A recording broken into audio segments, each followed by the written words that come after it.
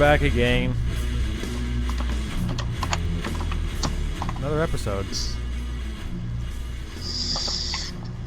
Yeah, into the 20s now. Yep, 22.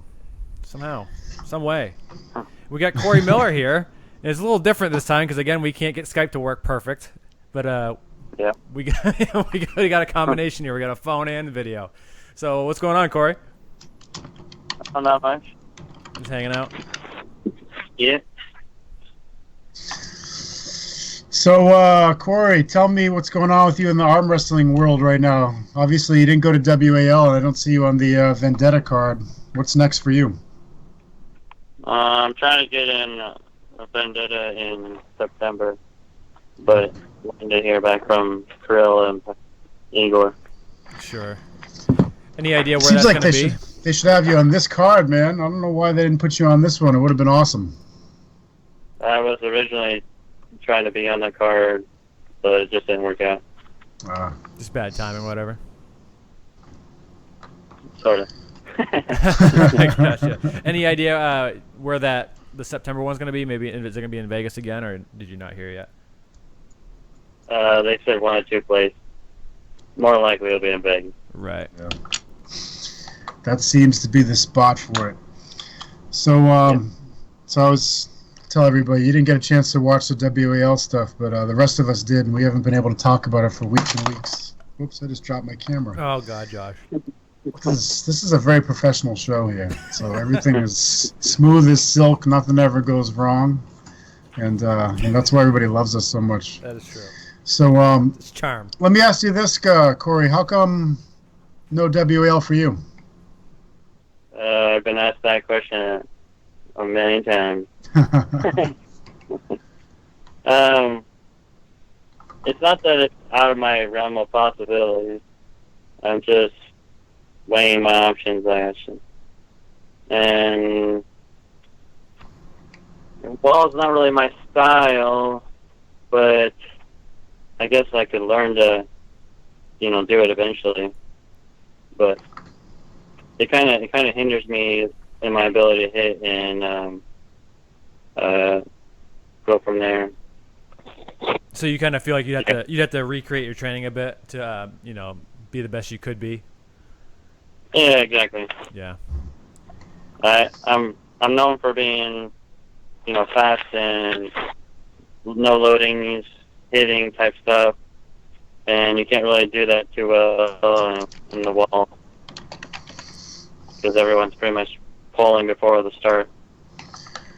Right. You already turned half people already turned under like a little bit anyway before they go. Yeah.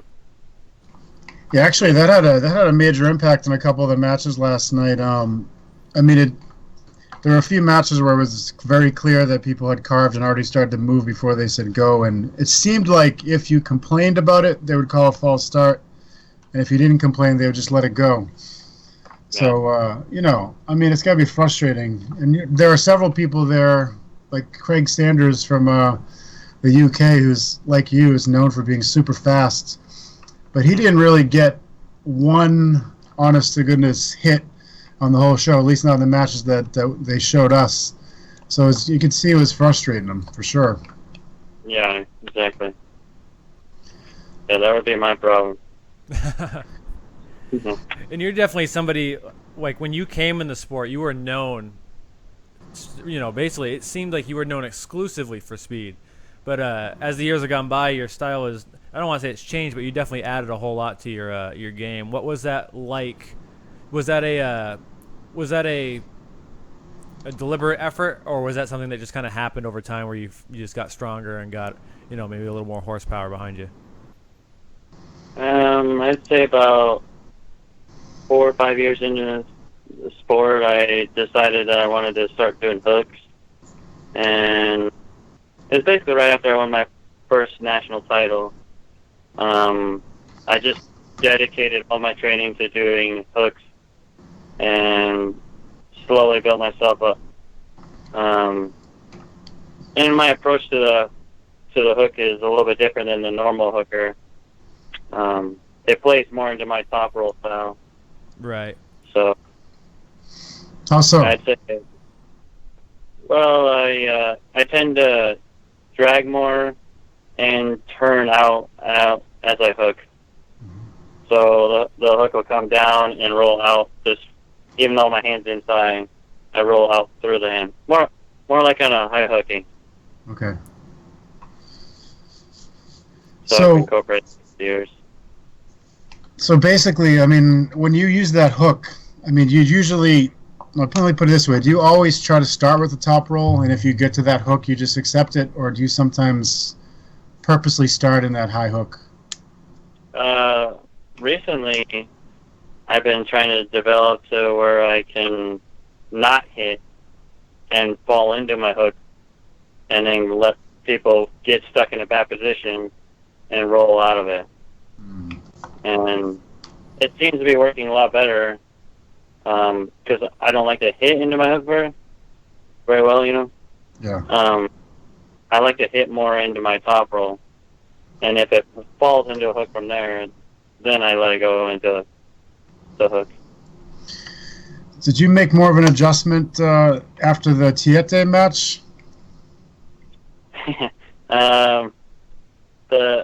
Honestly, I felt great for the first 3 matches.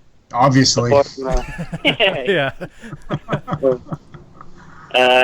On the 4th match, I felt like I pinned him, and I kind of just had laid on my arm, thinking that it was going to pin him, and I just burnt my arm out too much, and I probably shouldn't have done that, and I pretty much paid the price for that. Yeah. So the approach might be a little, keep the aggressiveness going until you get to 4 anyway, and then maybe try to, maybe match him at his game a little bit. Yeah, I mean, on the 4th one, I let him get just a little too much. Right. But I still felt that I was going to win that match. And I just got way too overconfident when I was at the bottom of the table, and I should have just stopped, elbow foul, whatever, get back to the starting and just smash it and do it good. But The 4th match was the first one that you guys had a ref's grip, right? Did that impact it at all? no. No. No. I was curious because I just noticed that you were a tiny bit lower than you were not. It wasn't. I guess it was like probably a quarter inch. You know better than me, but I was just curious when I was watching it because it did seem like you had a slightly lower grip with the ref's grip. Yeah, he pulls very similar to Jeff Hale. Mm-hmm. Okay. Real high, smashing into that hook with his wrist. Yep. And I was able to, the first 3 matches, to go right over the top of his hand, no matter if I ended up in a hook or not. And it was my speed that just blew through his arm. And with the 4th one, being in a referee's grip, maybe not, I don't know. But I felt like I was more even with him, which allowed him to get a little bit farther out my hand. And then, he caught me just enough at the bottom of the table to where he was curved in just enough to where I couldn't stop it. But I still felt strong there. Yeah. So, Yeah, you were. I honestly... You were in good easily position. beat him. Yeah, you were in good position still. It's just, we all know that difference, especially with somebody who hooks, when they have their wrist in just enough to stop everything. It's like a wall at the bottom, Yeah. And Tiete is super strong when his arm's flattened out like that. Mm-hmm. And when I was over his hand, I didn't feel nothing. It was right through him. Mm-hmm. Yeah, because I remember watching those first 2 matches and being like, wow, this is going to be a really hard day for Brazil here. It was amazing. Yeah. It was pretty. I kind of surprised myself on the first 2. Yeah, you definitely surprised him. He was shaking his head. He looked pretty dejected, actually. I was very surprised that he managed to come back and tie you. Yeah. I was kind of disappointed in that. Well, I would think. I mean, like you said, when you I don't know if you pulled him before, but it's always tough when you have somebody brand new who's as powerful as that. I wonder if if you had gone straight to the hook in match 4 instead of doing the top roll hit, if you would have been able to hang with him in terms of power. I mean, did you feel like his hook was that much stronger than yours, or do you think it was more that you were draining? I think honestly, if I were to start into my hook and not allow him to get into his shoulder and hook, I think I could hold him easily. But the problem is once he gets there, kind of like Vazkin, once he gets there, they're like arm doesn't move, Right. so it's like a wall. Yeah, it takes a little bit of energy for them to get to their place, but once they do, it is like, yeah, we all know that. Yeah. We all know that guy who, he gets in training in that one spot, he's immovable, but it's very difficult for them to get there, right? Yeah, because I kind of did that same thing with Vazkin on the 5th match, I think it was, where I actually initiated the hook, and when I got there, I felt fine. Mm-hmm. But when I allowed him to initiate the hook on the 6th match, I couldn't stop it. Right. Yeah. Yeah, when he gets into his spot, he's extremely tough. I mean, there's a lot of people like that. It's like we always talk about hooking, and it's a general word we use. But I mean, actually, John's match with Chris Gabia this weekend was an excellent example of how many different ways there are to hook and how many different positions and angles that you can, and every one of them changes it dramatically. So when you have somebody like Tiete, and I don't know what you felt, Corey, because I never pulled him, but I mean, his hook looked pretty. Like it didn't seem like he was changing it much. It seemed like he was pulling with that same style every match. Is that what you felt? Yep. It never changed. The pressure never changed. The tan never changed. It was the same thing over and over and over. Just more and more wrist in the start. And he has like that side low pressing through hook. Mm-hmm. It's not a drag. It's more of a side pressure hook. Gotcha. Everything that way. Now he has a bit of a shorter arm than you, a smaller hand. Was that causing him issue as well, as far as getting into his position? You think? Not necessarily, because a lot of people when they hook, if they're in a lower position, it gives them the ability to get into that hook deeper. Kind of like when Vazkin pulls people, he immediately drags you right down into the hook. Right. And you can't get anywhere. So Tiete's kind of the same thing. He's like straight down into that side pressure hook, and he'll break his arm before he moves. Yeah, it's a good quality in an arm wrestler, really. Yeah. I think it would be fun to see you in WAL, Corey, because I mean there are a few people that have figured out how to hit, like Travis Bagent. I mean he's obviously somewhat heavier than you. I don't know if you noticed that or not, but yeah. But I mean, like a lot, all the guys that you've been pulling are in there. I mean, Cobra and Allen, they ended up fighting it out for 7th and 8th place. And I know you've done pretty well with those guys. And have you pulled Sanders from the UK at all? I've never pulled Sanders. Yeah, so it'd be fun just to see that because, I mean, outside of the dub, he didn't seem to. I don't think he really figured it out because, the way that they start the matches. I mean, I think you really have to practice that in order to get a fast hit, and I don't think he did because he did seem a little bit lost. Yeah. And one of the matches with Katowski, they actually started here, so he was already done. And I think if he had complained, "Hey, false start," they might have restarted it. But I mean, he didn't say anything, and Katowski was definitely, he's got that start down. He was very, very powerful. But the few people that were able to turn his hand back a little bit, he just slipped right out to take it back into straps to try to minimize the top roll. But he wasn't fast. He was really just very powerful. So I'd be really curious to see what would happen if somebody got a really powerful hit on him right off the bat. I think that because his hand did definitely, open. I mean, it wasn't dramatic, but it opened enough that you could top roll him. Oh, yeah, for sure. Have you pulled him before? Tony? Yeah. Yeah, many times. That's when was the the only last? hand that are doing me is left hand. That was a long time ago. Yeah. He seems to have made a few improvements over the last year. Yeah, just a little bit.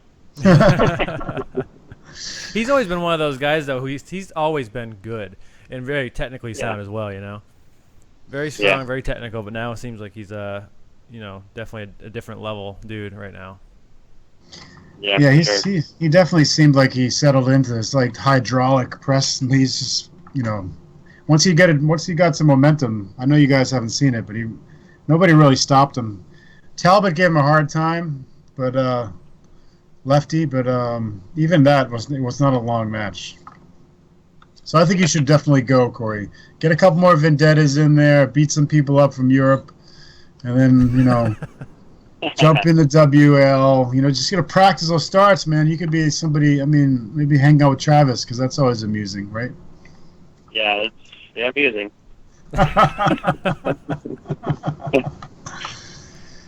So, Yeah.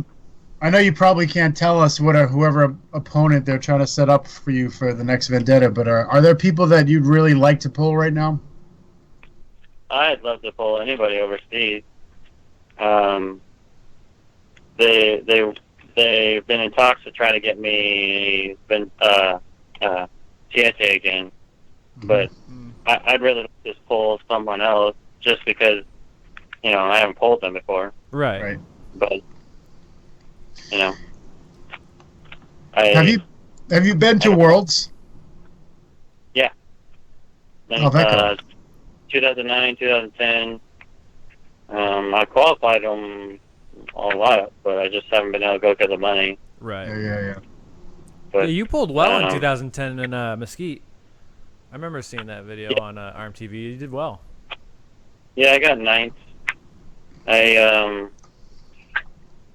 left-handed, I lost to the guy who won, and right-handed, I got in a battle right before I placed ninth, and it pretty much destroyed my arm. But I'd definitely like to go back. It's been a while, so I'd probably go at 65 though. Yeah. Yeah, no more 54s, you think? I don't know. It depends on the money. Sure. It had, like, for Vazgen, I had to weigh 160, and we both weighed in at 160.2 or something. And that took a lot for me to make 160. Yeah. But a good fine line for me is, like, the 65, 72 mark. What do you walk around at? I usually walk around like 76. Not Same as you, John. whatever. Yeah. I don't like to lose weight, so I like to be as fresh as possible. Yeah. Definitely.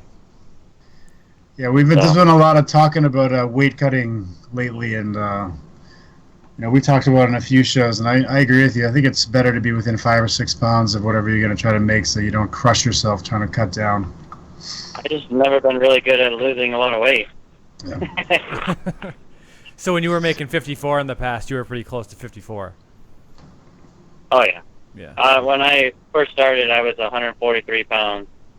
I pulled 43s for many years, and then I started weighing about 150 all the time, and I would pull 54s and pull every other weight class.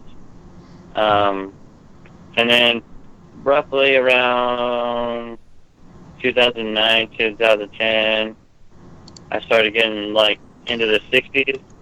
I could still make 54s, but it sure felt like I was killing myself to make it, which sounds bad. It's only 5-6 pounds. But Katowski right now is just shaking his head at you. yeah, no, like 30, 40 pounds later. But the most I've ever had to lose was when I pulled Vazgen recently. And the only reason why that happened is because I broke my ankle and I gained a whole bunch of weight because I was sitting around doing, heavy lifting all the time and wasn't really running or anything. Sure. So at one time I was up to like 178, 179, and then when I got on like my boot, I basically decided I was gonna run a lot. So I lost like I was down to like 15 pounds, and I only had like 5-6 more to go to get into the 60 mark, and the last 5-6 pounds killed me, and I thought I was gonna die in Vegas. Especially What a place to my go. wife. Yeah. A lot of Buffets people die in or- Vegas. Yeah, I'm sitting around doing nothing, and my wife seemed, scarfing down in the buffets and all that good stuff. Of course. That's awesome. There's been many a Yeah, weight. sure. I've had to cut weight many times next to Tim Bresden, so I understand. He has no Oh, yeah. sympathy at all. Yeah, all the heavyweights, Getting, they purpose, just like Jerry Carteret will be doing a Very kind. challenge. See if he can eat 100 wings while you're sitting there drinking little sips of water every 5 minutes. Someone Yeah. punch him in the nose, Yeah, especially Lefty's to sit across from me at the table and be like, "Hey, you want something to eat?" And he's like, handing me stuff. I'm like, "I hate you." Herman Stevens just checked in. He said you looked great at the weigh-ins. That's not actually what he said. I'm just trying to be nice. Oh, Oh, the one in Baskin, or Yeah, that one. must be, yeah. oh yeah. He said I they look said horrible. they kept delaying the weigh-ins because the camera guy had to film it or something like that. Oh my god, dude, it killed me. It's like 4 hours. Oh, God. I was like, That's it was terrible. like dinner time before I started eating. Jeez, you think they could have just done a fake weigh-in and then filmed it later? Nobody knows the difference Film anyway. it on a cell phone. Just send it to him. It's good enough. Yeah, exactly. I need to eat. Dude, I went to the Bellagio buffet, and I literally ate more than Richard Lefty's, his wife, my wife, Alan Ford, and that other Ukrainian kid. I ate more than all of them. There is nothing better than that feeling, though, than making weight and then being able to go eat. Oh yeah, for sure. There's nothing better than that. Some people just never will know how good it feels to make weight. It does. Yep. It is amazing, because it's like Right. you get 12 hours left, you get 6 hours left, you get 4 hours left, and then it's like 1 hour, and you're just sitting there like this, and then finally you wait and you just run and you eat and you eat and you eat. It's one of the best parts of arm wrestling. And then the camera guy's Yeah. late, and you have to wait 4 more hours. And Screw that! I would kill myself, man. but the camera guy's gonna see me at Yeah. 170 pounds. I don't know what to tell you. Yeah, when I made the 54s for nationals, when I pulled Jeff Hale in the finals, that was like 2012 or something. I don't remember. But I felt like I was gonna die that too, because we were in freaking Reno or whatever that was. Yeah, I was actually just That's watching pretty a match with you and Jeff Hale, and Jeff was very, very confident beforehand, and then I don't think he expected you to hook him, and then when you did Yeah. hook him and you beat him, he was very dejected. Jeff and I go pretty far back. We're actually pretty good friends. He's technically only beat me twice, I think. His style fits right into my arm, just Oh, perfect. yeah. It's You hard. just had a to match get in over- the spot. Yeah, it looked like, yes, I agree. I think you have his number right now. He's probably not happy, but he's probably training in some cave right now just to come back and get you. Oh yeah, for sure. Well, I remember How do you- I remember seeing, he would beat Luke Kent. You'd have a hard time with Yeah. Luke. It was like this weird, A could beat B, but A couldn't beat C, and it was this weird, this strange Well, division that you guys couldn't beat each other because of weird styles. Yeah, Yep. All styles make matches. they really do. That's so true. Absolutely.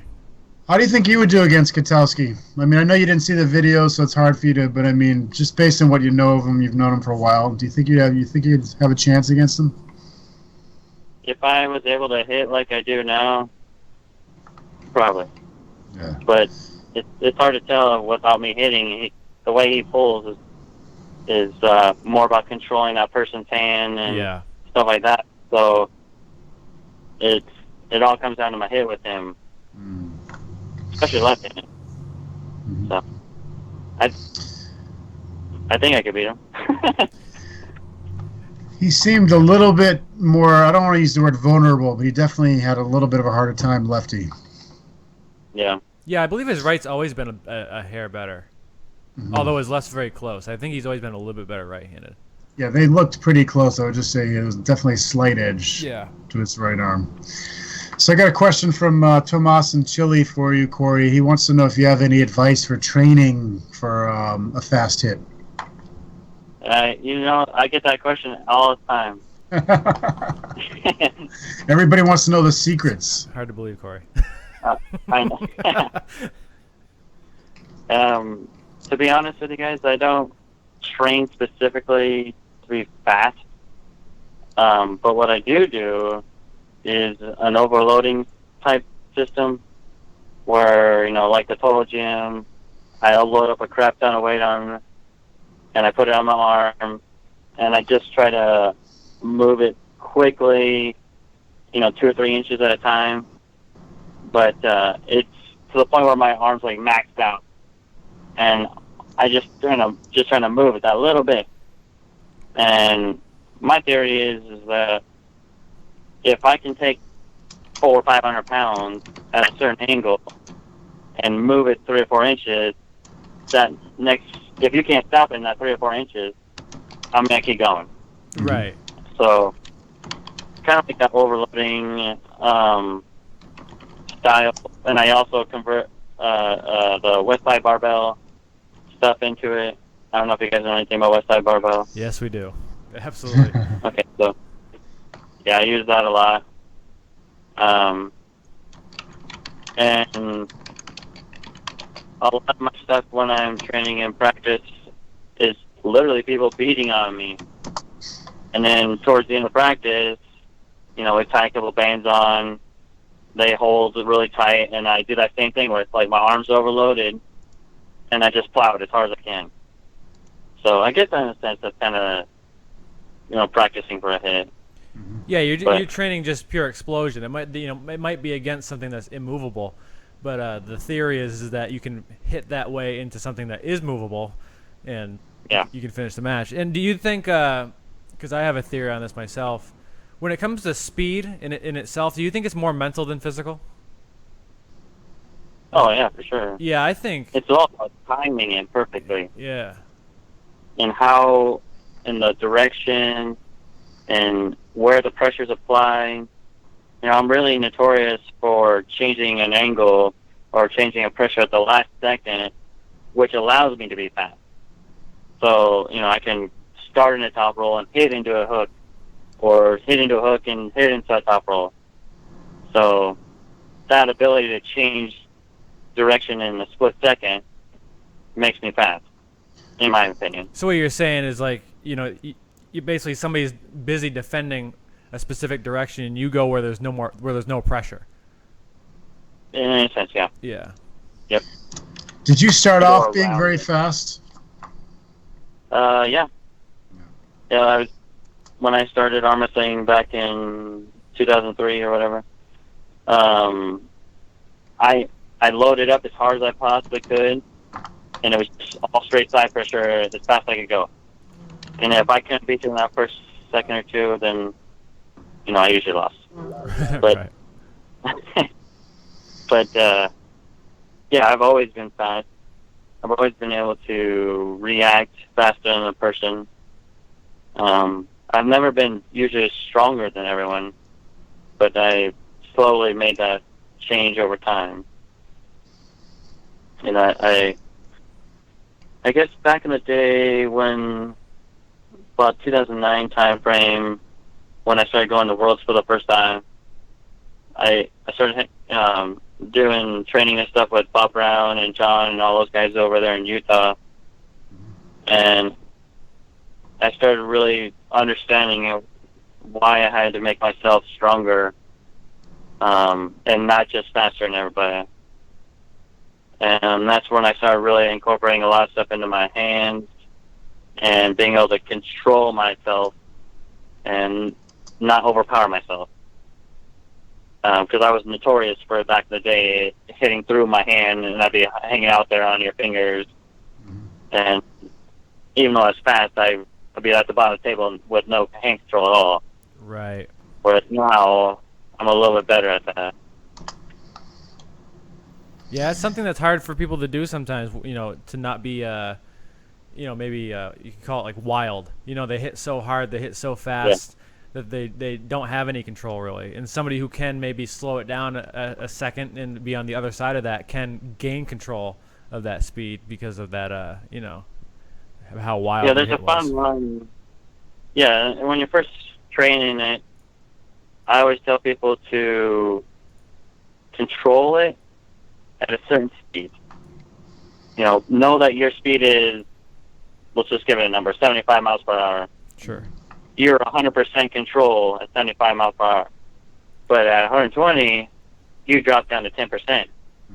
So you don't ever want to go to 120. You might hit 100, but you don't ever want to go to 120. Right. So, yeah. Because you separate your arm, you do all that kind of stuff.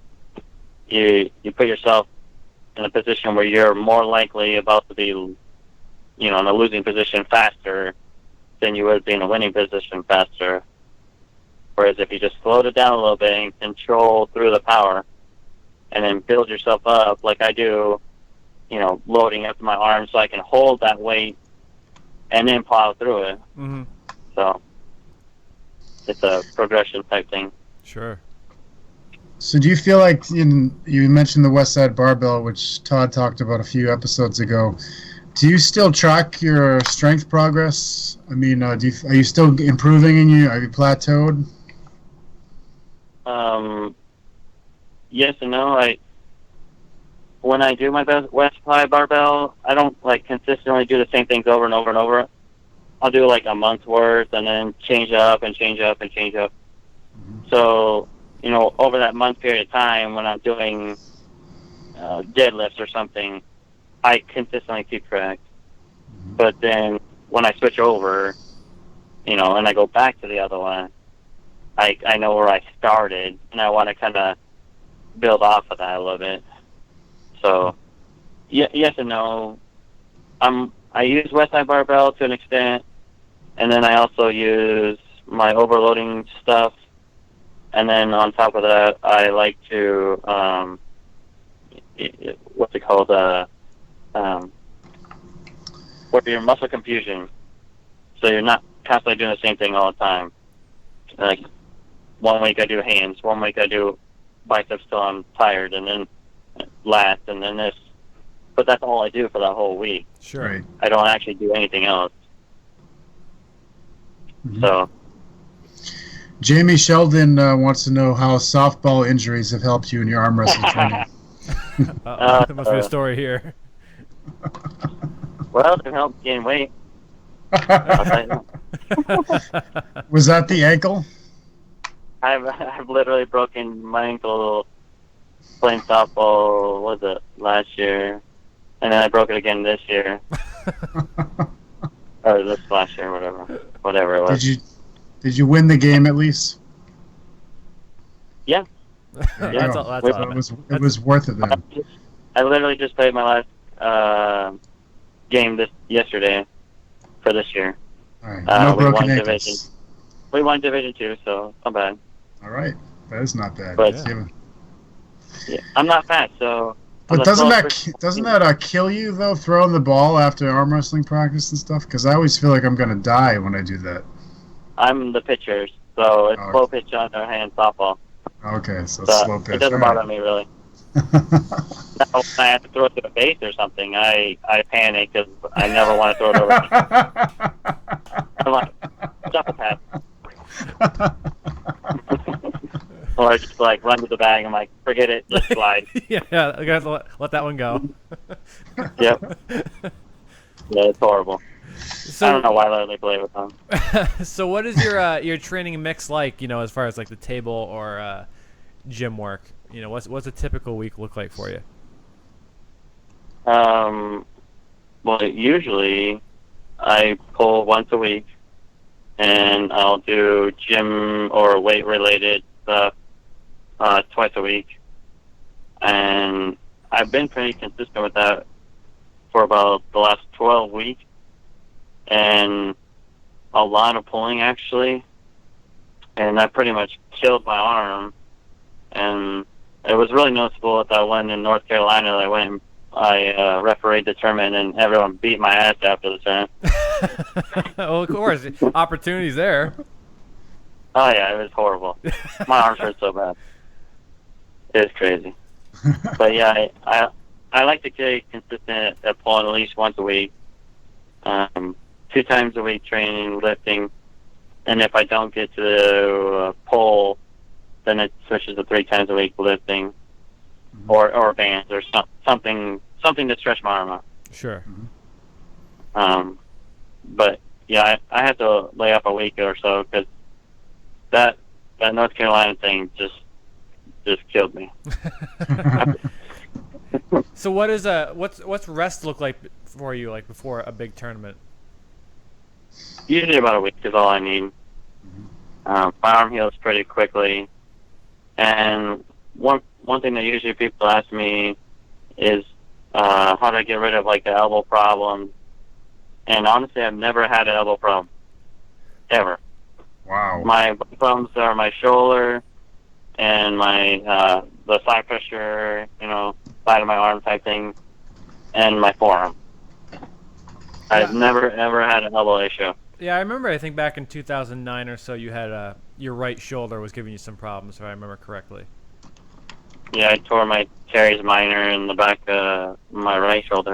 Ugh. It took about 4 or 5 months to get it back to normal, and then I could start lifting heavy again. How old are you, Corey? I'm 31. I started arm wrestling when I was 17. Okay, yeah. That's amazing to me that you've never had an elbow problem. Yeah, Just- it's never. I think it's because of the way how I pull. I never allow the pressure to go into my elbow. I don't plant my elbow. I'm floating a lot, so the pressure never ends up on my elbow. It ends on my shoulder, on the side of my arm, and my forearm from pulling the pressure. And a lot of that training comes from the Total Gym and the band type exercise I do. So, I Because mean, a lot of people ask me that. okay, yeah. Herman's asking me questions you already answered, so he's going to have to come up with some new ones. Come on, Herman. He's sending me... Step it up, dude. He tuned in like 5 or 6 minutes late, so he missed all the good stuff. But, did Eduardo Tiete change his name or something? I don't think so. I think it's Eduardo or Eduardo or whatever. I think that's his real name, but over in America we call him Carlos.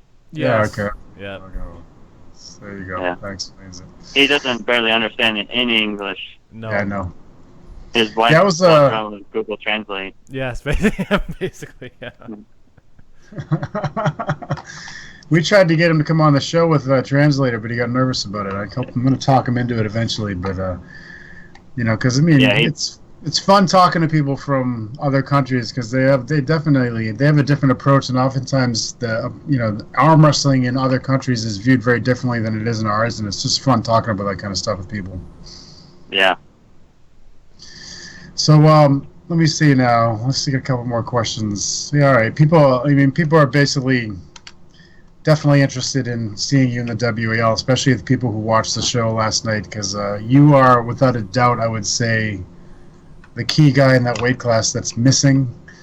So Yeah. everybody wants to know, how would you do against Luke? How would you do against Alan? How would you do against Tony? That kind of stuff.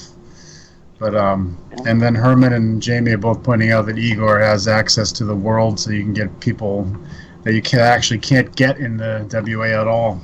So Right. And that's kind of, I like their contracts better. The rules are better for me.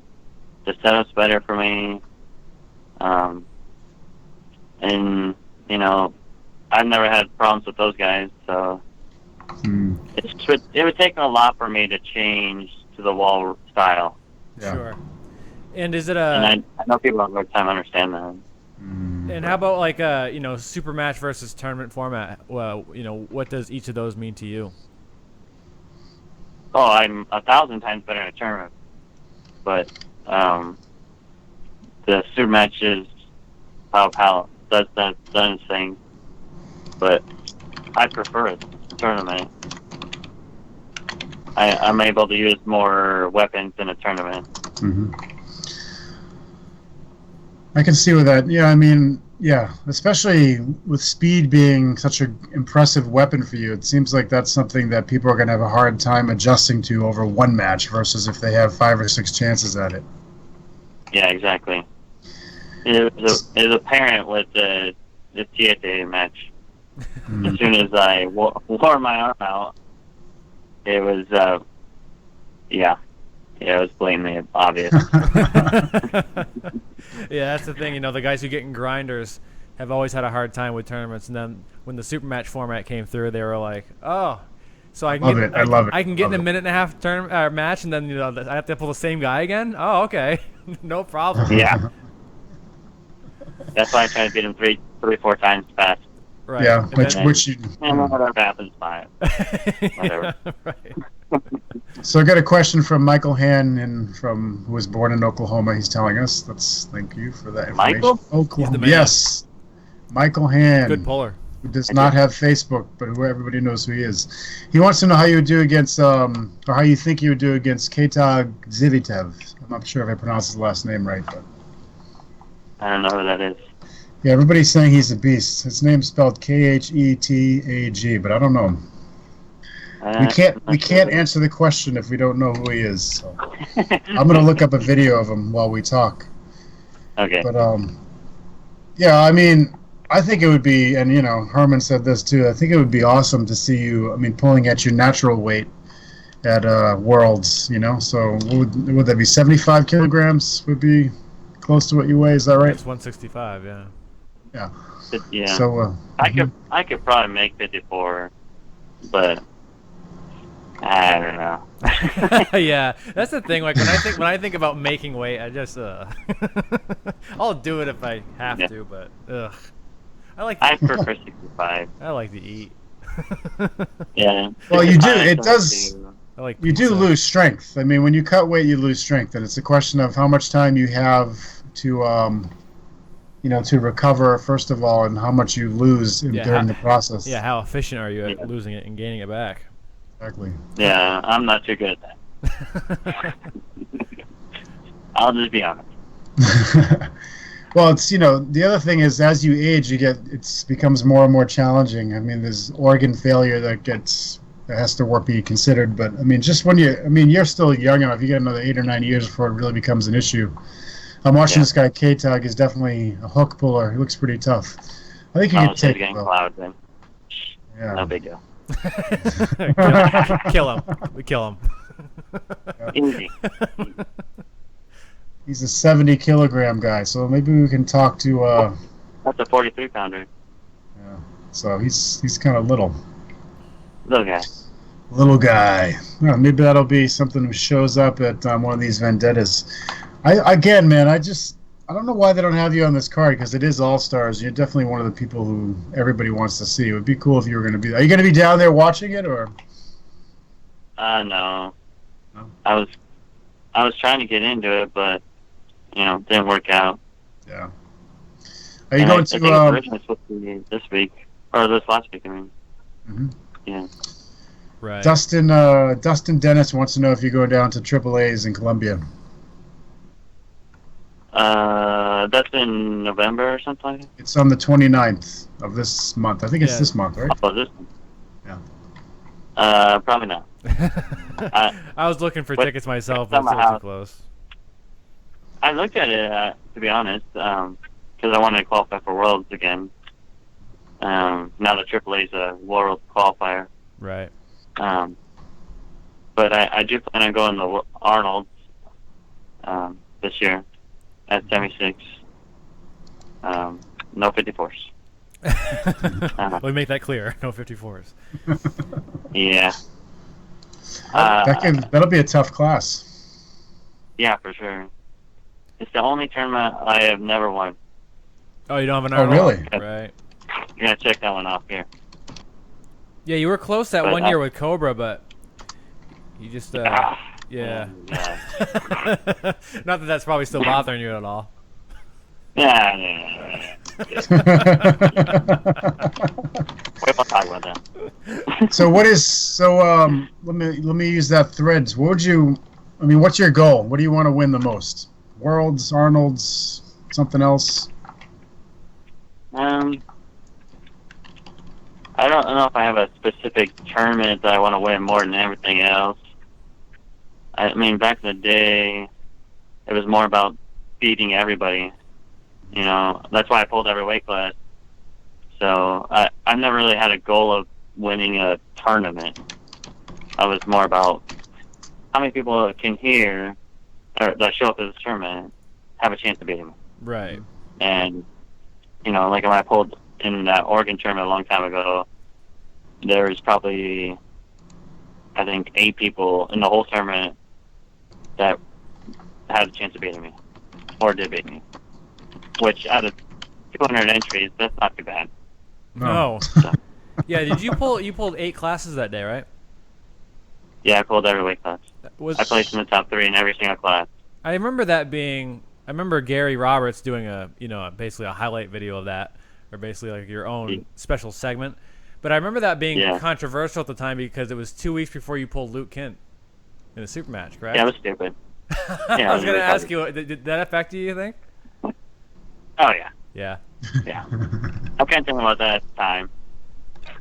Gary's like, just pull every class, just pull every class. Oh, it's Gary's fault. It's Gary's fault. It was semi his fault. But I still did it, so I won't take nothing against Luke's win, even though he whooped my ass. But I probably could have pulled better. Yeah. Well, Luke is another fast guy, as you know, and he actually went 0-2 at WAL, both hands in the finals, which is amazing to me because he looked so incredible in the regionals. But I mean, I guess that class is just ridiculous, and honestly, based on and I mean, hopefully we're gonna get Bart Wood on here. We had him scheduled, but he had something come up because I really want to ask him about the lack of rigidity in the rules. I mean, it's frustrating I'm not even in the tournament, but it's frustrating for me watching people that I know who have a style that is really great that just gets eliminated by the lack of a fair start. And that's the one thing I keep telling everybody. I hate that. Yeah. I mean, it's fixable. I mean, if they just take a second in between people closing their hands, step back, wait 1 to 3 seconds before saying go, it's totally fixable. But because it's instantaneous, everybody just carves. And I notice a lot of the local WL tournaments, that is what they do. They wait 1 to 3 seconds before saying go so you can catch people carving or moving or what have you. But for whatever reason, they don't do that on the biggest stage. Yeah, that drives me nuts. Yeah, I don't understand it. Yeah, it's difficult on the refs, because the bigger the tournament, especially, they want it to go fast. They don't want people there for 14 hours, so you want to get matches going. And also it turns into throughout the day, patience is hard to have for that long. And it's also just high tension. Everybody wants to win. Like you said before, I'll break my arm before I lose. So when you have a fair start, when it's that quick, someone's gonna get screwed. It's just the way it's gonna be, and to instill that a pause or something, it is definitely fixable and it's definitely workable. It's got to start somewhere, I suppose, but it's definitely very hard on the rest, and it's a very hard situation, especially with the bigger the tournaments get. Yeah, and I think some people will go off on the whole PAL using cameras and all that stuff, which I will admit is a little crazy, but there's a fine line between, using the cameras and eyeballing the crap out of everything and just not calling anything. Right. And doing weight turning and doing everything. It's just craziness. Right. You might as well just have no rep and just grab the arm and go. So we need to get back to the, somewhat of a rule here, stop before the start, no moving, all that kind of stuff, and just have somewhat of a fair match. And then we use cameras for, like they do in football and stuff, where it's instant replay type thing. Yeah. Right. Yeah. I like that idea, and I also like, if you're, for example, if you're at a super match or a tournament, if you are allowed to protest a certain number of calls, and if you feel like somebody elbow fouled or whatever false started, then you can request it. They look at the video quick. I mean, it does add time to the tournament and everything, but I mean, every professional sport is using this stuff for a reason. And see, PAL does that. Mm-hmm. They do instant replay, and they look back at the elbows and the hand movements, all that kind of stuff. Mm-hmm. And it's quick. I mean, we saw that with Voveda and Tim Bresnan, when Voveda complained about one. I thought it was a very quick review. They had the cameras right there. Alexei could look at it himself. Yep. So it's an argument stopper. Yeah, and it just shuts everyone up and start arm wrestling. Get back to what you're supposed to be doing. Yep. So, Corey, how does the PAL stuff work? I mean, do they guarantee you a certain number of matches? I mean, I know that you have one coming up, but do they, how far ahead do they look? This is another question from Jamie, by the way. Me personally, I wasn't guaranteed amount of matches. But I think when you get in with those guys and they like you, and they like your attitude and all that kind of stuff, they kind of tend to keep using you. Mm-hmm. Whereas I think some of the other guys are getting guaranteed amount of matches, which I'd be up for that with them if they offer it to me. Mm-hmm. I just don't want to pull the same person multiple times. Mm-hmm. I just, broaden my horizons a little. Yeah. Well, yeah, nobody wants to pull the same dude. I mean, you can understand, I'm sure, that when a match goes to a tie, they want to see it at some point. But yeah, I definitely. It's it's no different than going to a local tournament. Sometimes you pull a different weight class just because it's well, dude, I don't want to pull my training partner. I pull him every week. Right. Exactly. Yeah, so I can definitely understand that. Yeah, I want to get out there and pull everyone I possibly can. Overseas guys, I've pulled almost everybody in the United States. So, that's why I kind of like, what Jeff Hale's doing with the arm wars. Mm-hmm. They're constantly giving him new people. Doesn't matter what weight class it is. Yeah. So. He was just over there last week, didn't he? I think he had a match last weekend over in Great Britain, I believe. Yeah, I pulled Craig Sanders. Yep. So there you go. So you have a tournament coming up in New Mexico soon? Yeah, I just put on Wyoming State here. It's the first time it's ever in Cheyenne.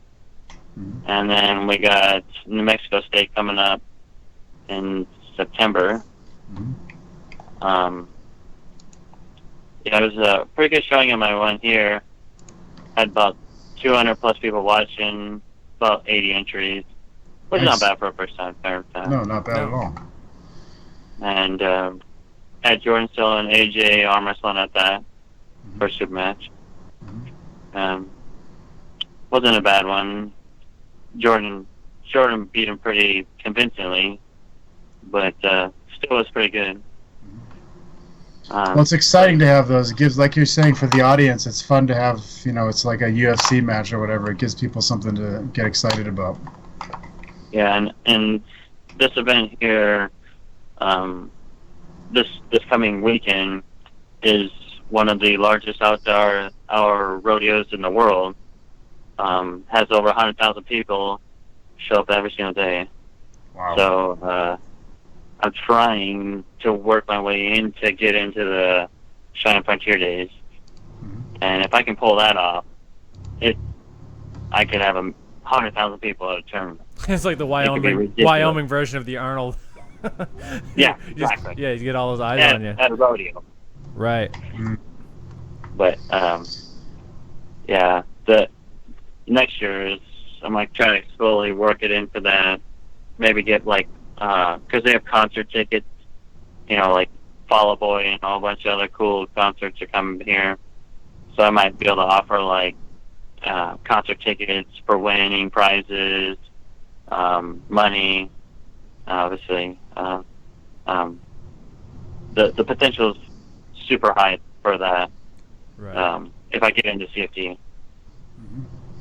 Plus, there'll be some people that. Oh, sorry. No, it's all right. I was just gonna start yapping about the number of people you have there, there's going to be a few incredible arm wrestlers that have never done the sport officially walking around. Just because of the people that watch rodeos and car races and stuff, there's a lot of mechanics and guys working with pipes all days that have incredible wrists that never really tried it professionally. It might attract some new people to the sport. Yeah, for sure. If you know anything about bull riding, you need some strong ass hands to hold on to a bull.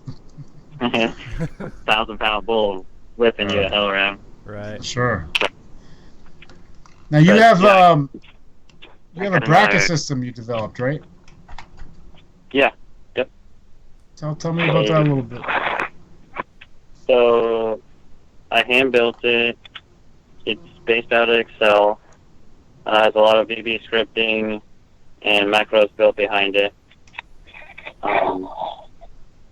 It's in basic double elimination bracket. That's a how do you say it? It falls the correct way, so your loser doesn't end up pulling the same guy before the top four, stuff like that. It works really simple. It's fast. If you have any experience with a computer, it takes probably 5-10 minutes top to learn how to use. And I built it on all my free time, so it's just slowly getting better and better and better. I have plenty of people out there using it. They have some people have the older version, but the newer version is getting to the point where a tournament promoter can, like for instance, my Wyoming State tournament, I had 20 classes, and I built a whole bracket from scratch with my list of pollers in 20 minutes. That's awesome. So from start to all the brackets done, 20 minutes. Nice. And ready to roll. Do you use paper backup? I use a dual system. So I have one computer going and I have another computer duplicating. So once the bracket's ready to go, I put a USB in, copy it, put it over to their computer, and they copy me the whole time. Mm-hmm. You could do paper though. Smart. Yeah. That's But smart it's using just two faster. computers.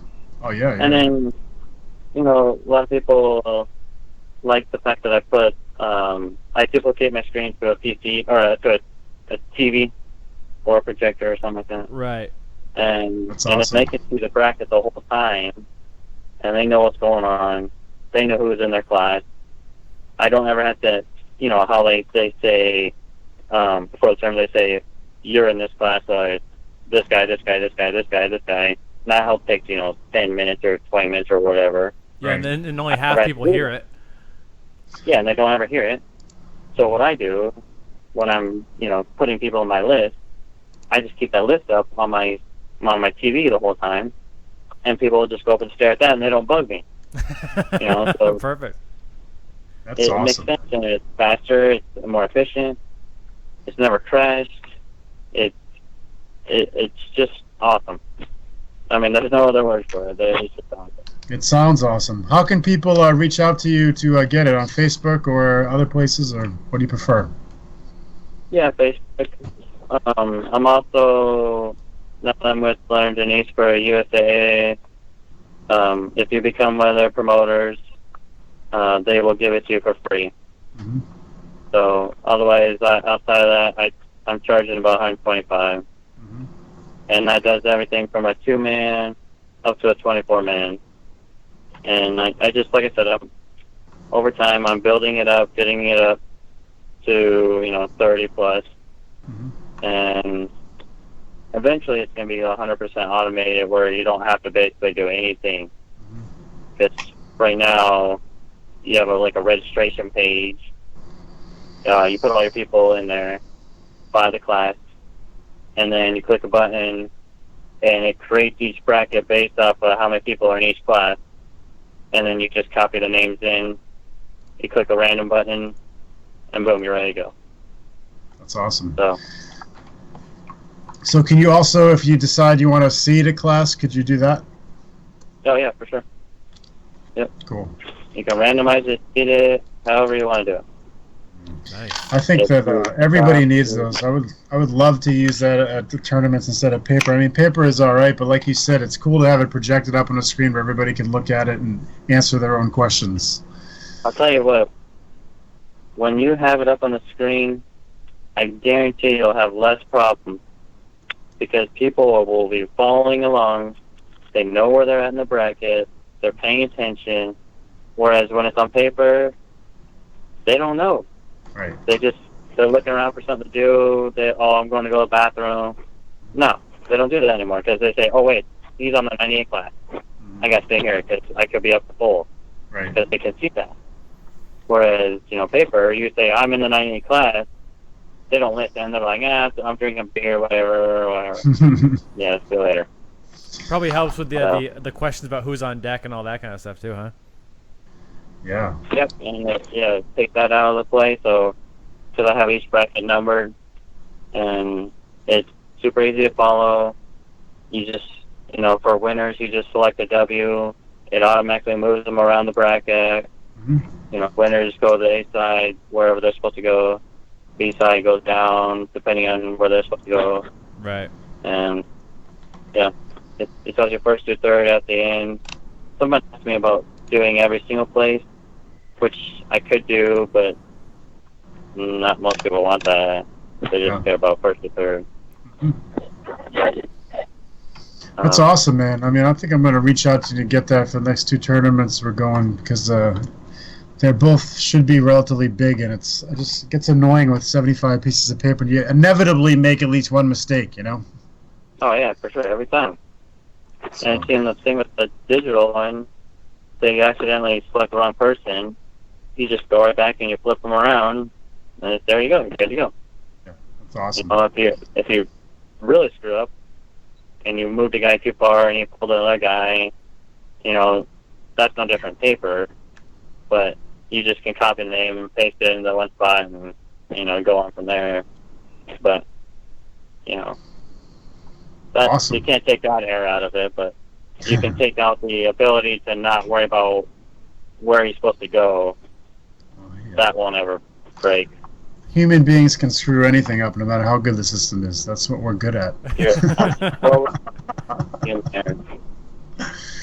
I got a late question coming in here from Carlos Balcazar, who trains in Mexico City with the Warlords team. He's wondering if you were going to give a new person their first year in arm wrestling, like a few exercises to do. What would they be?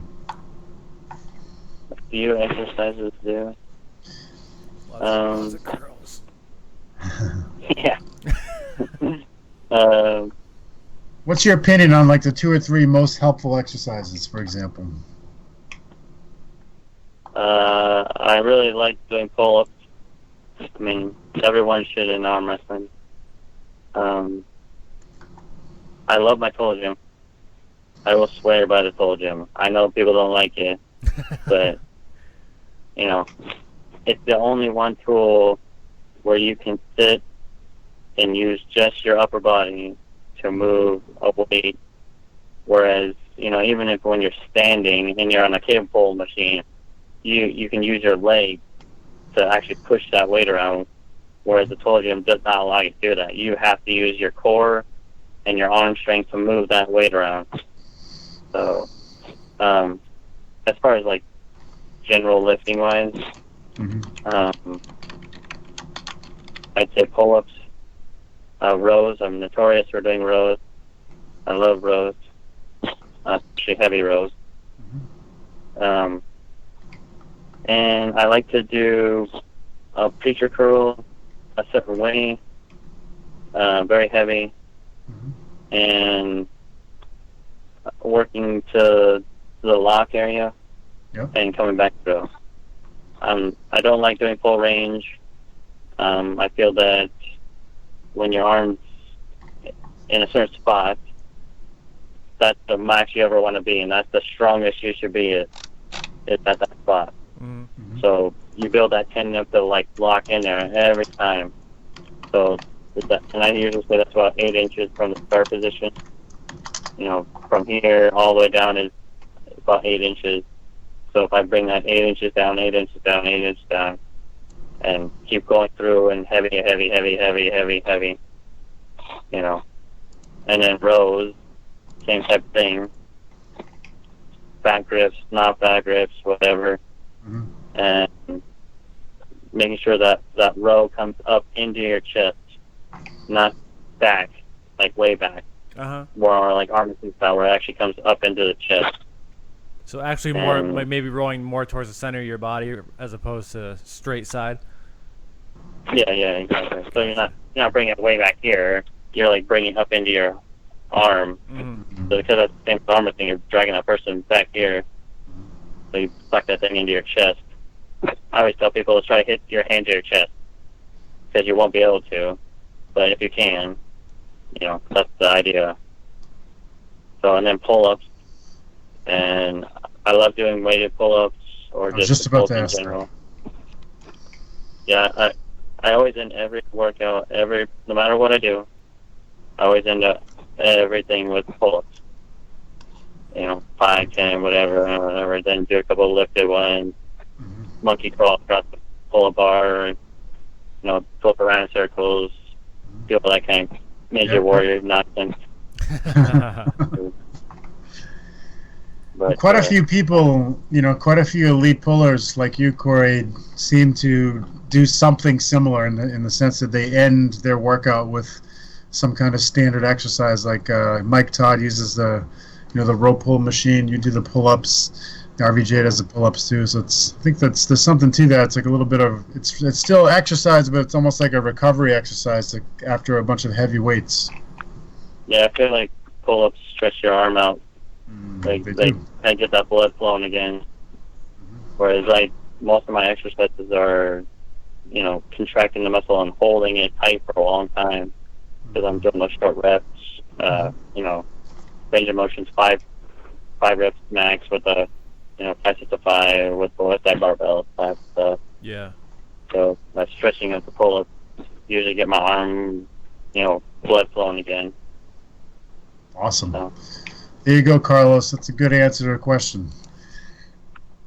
I love that, man. We're like making a training encyclopedia with all these videos, man, because all you guys, I mean, there's a lot of similarities, but all of you have something unique as well. So it's like, you know, if people listen to these shows, they're going to find someone who trains in a way that makes sense for their body type or for their style. So I just love this information you guys are giving us, man. Yeah, that's probably the one thing most people tell me is I train differently than pretty much everybody. The way I pull, the way I train is very specific to the way I move weight around.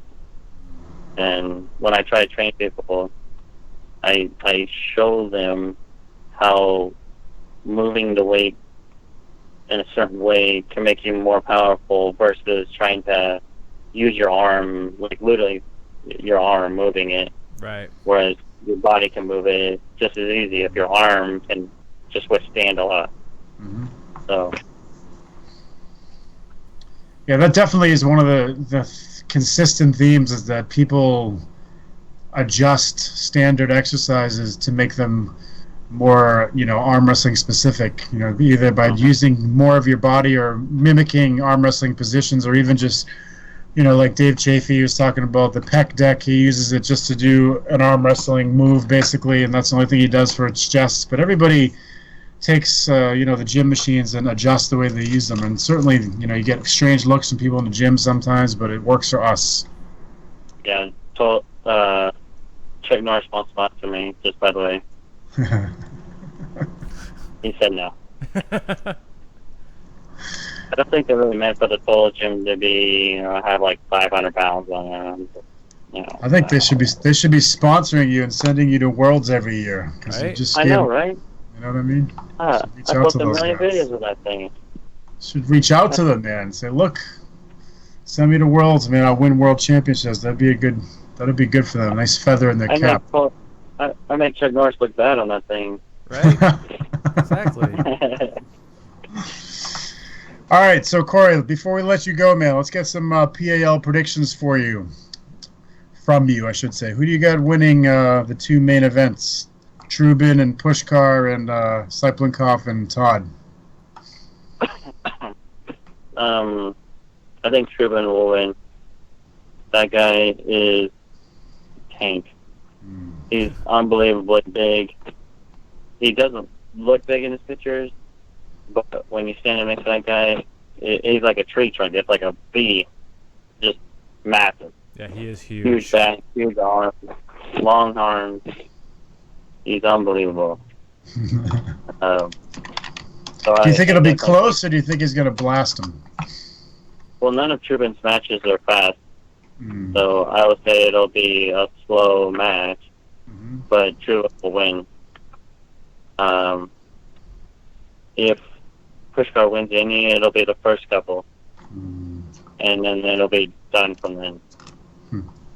But I doubt they wins one. Wow. Okay. And then I know this is gonna sound funny, but if you can't pin Michael Todd's arm, you ain't gonna beat him.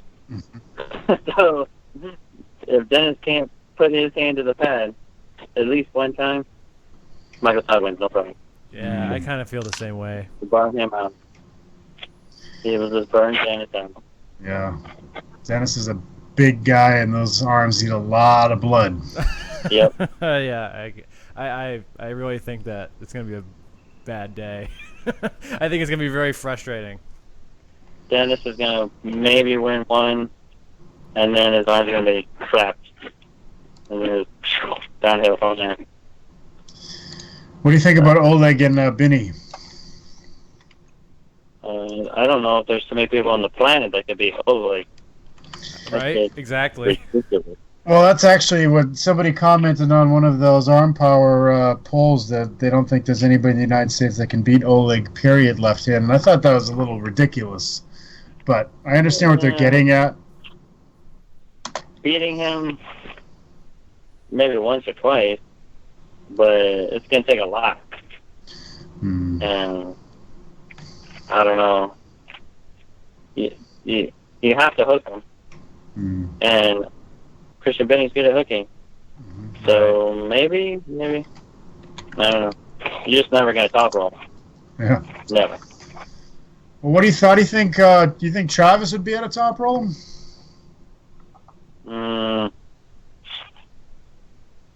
No, Wow. I don't think so.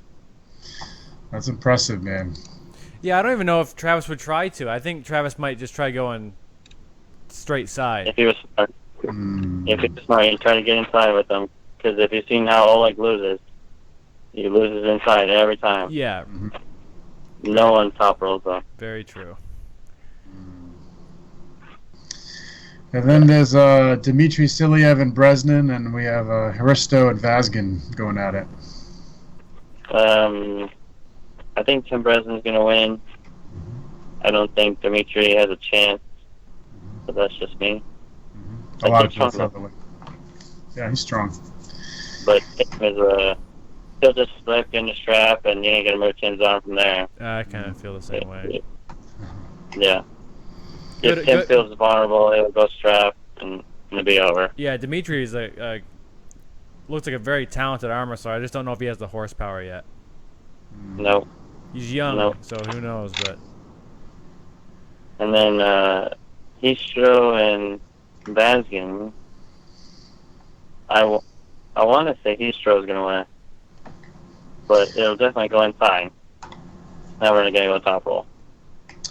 And, I don't yeah, I don't know Hristo is- well, but he does a king's move, doesn't he? Like a variation of it. I've only seen 2 videos of the guy, so I feel like that's his thing. he's known for being a hooker, Mm. but he can't do that weird king's move crap or people do.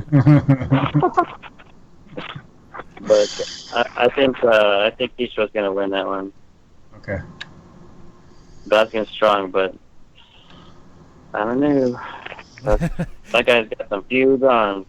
Yeah.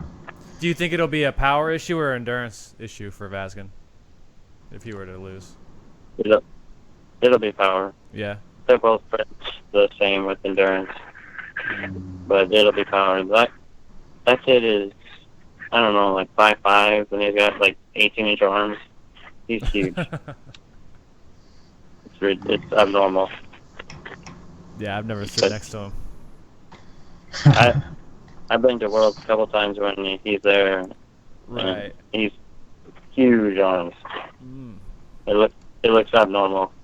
Kind of like Jeff Allen, just massive. Well, we shall see this Saturday. I guess we'll find out. But your predictions are pretty much right in line with what everybody else is saying, just so you know. Yeah. I'd like to have been there, especially pulling someone new. Hell, they could put me against Zolo. I don't care, whatever. Yeah, it's too bad because apparently Zolov's not in the card anymore, so I guess they couldn't find someone to replace him. It's too bad. To replace Wasn't Ciampa. he supposed to Chandler or something? Yeah, it was a WAL contract thing, you know. Yeah, WAL thing, whatever. But, Well, Corey, this has been a lot of fun, man. I really appreciate you coming on, spending an hour and 20 minutes with us, an hour and 30 minutes, whatever we're at. yeah. It was a blast. And, yeah, absolutely. Maybe we'll get to chat with you again after your next Vendetta or whatever your next adventure is. Yeah, there you go. After I went Arnold. Hey. All right, that works. All that prediction. It's a long way to wait, though, you know, Corey? It's a long time to wait. All right, call me a bit further.